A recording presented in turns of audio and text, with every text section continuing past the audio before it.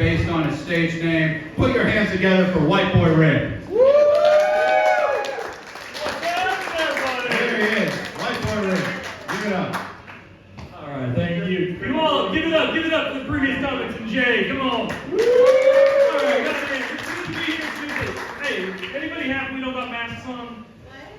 Anybody happy we don't have to wear masks in this goddamn place? Oh, yeah. We haven't in a while. We ain't got no masks here. You probably wish I was wearing one, but that's okay. So, any Kraken fans up in here? We got what? 1, 2? Hey, we almost got more fans than we got wins this year. Look at that. Look at that. Fucking Kraken fan win a game. I love it. You can see I got a jersey, I got the hat, I got everything on there. The thing about Kraken and the hockey that I really like, I love football, I love all the sports. But hockey's different because they allow fighting. You can fight in that goddamn game, right? We all know some NFL and NBA players that should probably play hockey, right? Their wives and spouses be a little bit safer at home if they got that anger out on the ice. Instead of getting them bruising now. Like, what's that guy, that Patriot that killed all those people? Man, put some ice skates on and let them kill someone on the ice. We can be good with that. Nah, but I really like hockey though because they measure their athletes in a different way. So hockey, it's not how far you can run, how high you can jump, how far you can throw the ball. All you need to do is look at them, like when they brought our new players out, and have them smile. You missing a tooth, you're on my fucking team, man. That's all. I don't care how much you care. You missing a tooth, you get on there. And unfortunately, see, I'm from Everett. That has a very close similarity to the dating scene in Everett. All the women done missing some teeth. Tinder, all those dating apps. We actually got a filter on there to filter out these toothless frauds. And dudes. I ain't trying to spend it one way, right? No, they don't. I'm lying, but they fucking need them. They need them. Hey, so then we got the Seahawks making news recently, right? The Seahawks. We got to say goodbye to something that was dear to our heart. It sucks, but we're going to move on. Now, there's been some interest. Anybody have the names of the new quarterbacks we're about to sign? Y'all probably heard something, right? We got Locke's here for sure, so he's going to warm the bench, we know that. Baker Mayfield might be coming. I heard today Matt Ryan might be coming. I'll take some Matt Ryan for 1 or 2 years. Get him a wheelchair when he's out there. Also, Colin Kaepernick's name came up. Hell no. And I'm excited about that. I was like, Colin Kaepernick, man, that guy's got some legs. He's ready to perform. I was excited until I heard the plan. Pete Carroll called me up. He's like, hey, here's the deal. We're going to sign 2 quarterbacks. Colin Kaepernick is going to be one of them. The other guy's going to be one of these other guys we trade for, right? And I was like, well, why are we signing Kaepernick? He said, well, we got a special teams play for him. When we win the game at the end, we gonna put him in so we can hike the ball and take a fucking knee. I said, okay, I can roll with that. Let's get Kaepernick take a knee. We gonna be good with that. Now, any parents in here? Yeah. Okay, we got one. Okay, the other people clapping, you're smart. You don't got any kids, you got freedom. Being a parent's crazy. I got a 9-year-old son, and I kind of fucked up naming this kid.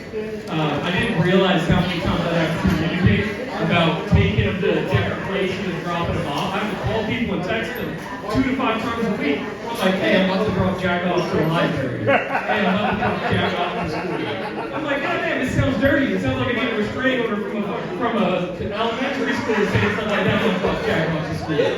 And then Alexa jumped into it.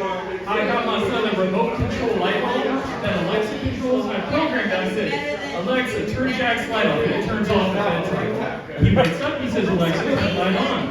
Turn Jack's light on, it turns on. Alexa started to mess with me. She doesn't respond to what I give her in directions. The only thing she responds to is Alexa, jack off, and the light turns off. So now I gotta say that every night to my son. That's just not true. Now, I got kids, which means I've been in relationships. Or I stole a couple at the Kmart, but no, I've been in some relationships. And I'm divorced. Give it up. Anybody else divorced? Thank God I'm not the only one in here. I got divorced when it was tough. And I actually, after that, I went to my friends and I'm like, what am I going to do? And they said, hey, you need to get out there, but take some time off from relationships. Just don't jump right back into it. I wasn't healed yet. You know, I was still fresh out of it, so what I did instead of getting in a relationship was I married another girl 6 months later. Smart, right? Smart. So now I'm divorced twice. Woo! Man, hear that flirting with a new woman. Didn't fucking work, and I learned that lesson, alright? Now, I looked up the statistics for divorce. They said divorce, it's about a 50% rating on divorce with marriages. So I like to look at myself as perfection, because I'm 2 for 2. In baseball, we call that 1,000 out years, right? 2 marriages, 2 divorces. I'm doing okay. I'm doing pretty good. Now that leads me to being mid-30s and dating. And not being in the dating game for a while. That is a trip. Going out and dating and trying to it's all on applications now. And, I realized that dating is easy if you got those standards. If you got those standards, you can get dates easy. I had to start filtering out these people that I was dating and spending my time and energy with and money. Dating's fucking expensive. I learned my buddy's like, hey, you gotta stop taking these girls out for dinner. Take them out to Starbucks. I was like, yes, I gotta start taking girls out to Starbucks. I don't want to be dropping all that money. So I learned that I gotta be specific in what kind of relationship. I want a relationship where I gotta brush my teeth twice after we get done having sex. Because I'll be all up in that booty. Okay? That's the time. I don't want to be spending some time with some dead fish girl. I want someone that's gonna love me the way I can love her back, right? So we go through that, and I think that's about all I got for dating. I'm having a good girl now, so I'm done. I got that. Now, oh my God, this is a tough one. Guys. Get ready. What is the difference between an apple and an asshole? I stop eating the apple when I get to the core. Ooh, that's that brush your teeth twice thing, right? So we're gonna move on to another subject. Let's talk about social movements. 2020, lockdown happens. We're all locked in. We can't come out here and have drinks. We can't come out here and party, right? What's the biggest social movement that's going on during that time? Black Lives Matter, right? You guys remember that? Black Lives Matter? That was a big social movement focused on people who are underprivileged and need their rights. Here's the question, what followed that movement? We had a very important movement, and it was followed by hashtag Free Britney Spears. You guys remember that? Let's worry about this rich white girl trying to spend her money the way she likes to like, right? Y'all seen Britney lately? Anybody got an Instagram with Britney Spears? Yeah. This girl, she's like the queen of the trailer park, man. This girl's up to age 20 years and 4 months. 20 years, 4 months of freedom got this girl 20 years older. That shit is regular. Comparing Black Lives Matter to Free Britney Spears is like trying to cure world hunger and then trying to cancel all of our getting rid of the never-ending pasta game. It just don't make sense. It's extreme. It's kind of like Kanye's dumbass. Going from one thing to another, going after P. Davidson to going after D.L. Hughley. It just don't make no fucking sense. So with Britney Spears being who Britney Spears is, I was really surprised that right now, with the current social trend, what's the current social trend? Everybody got it? Russia, Ukraine, come on now. Current social, we're worried about that? The current social trend, we don't have free Britney out there. There's a woman named Brittany Griner who's a WNBA player who's in Russian prison right now. Where's Free Britney now? Where's Free Britney now? So I'm gonna go to Putin. I'm gonna fix the situation. I'm gonna go sit down with this guy, and I'm not gonna wear a cracker. I'm gonna wear a suit and tie. I'm gonna say, here's the deal, Putin. I will trade you straight across Britney Spears for Brittany Griner. You guys with me on that? You guys want to send Britney Spears for Brittany Griner? We got any takers? No? Britney Spears gonna live 6 more months. She says no. Hey, she only gonna live 6 more months in this picture. But here's the deal. So you say no. I'm gonna sweeten the deal. Okay? Here we go. You ready?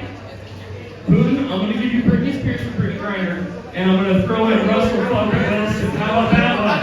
Let's send Russell Wilson to fucking Russia. He ain't here anymore. Denver's damn near Russia. Hey, get your ass out of here. I don't care what happened to Russell Wilson. I'm talking about we got our 2 quarterbacks coming up. Now, all this stuff going on with Kanye West, he's going after some comedians. And if you didn't know, the Ukrainian president is a comedian. So comedians are kind of moving up. So Kanye started attacking D.L. Hughley and started talking shit. And then, what's his name? The guy that does Family Feud. Someone help me out here. Steve Harvey, you guys hear what Steve Harvey said? Steve Harvey told Kanye to roll the fuck up. He said, you talking shit, you can roll the fuck up to us comedians, right? That shit's crazy, man. And with Kanye, like, I get it, it's all this talk about this stuff going on with Kanye, but I'm trying to figure out what it's like to be Kanye's kid right now. What is it like to be a kid of Kanye West? Like, my dad thinks he's God. My mom has more plastic than my Barbie going on. My grandma is a fucking transformer.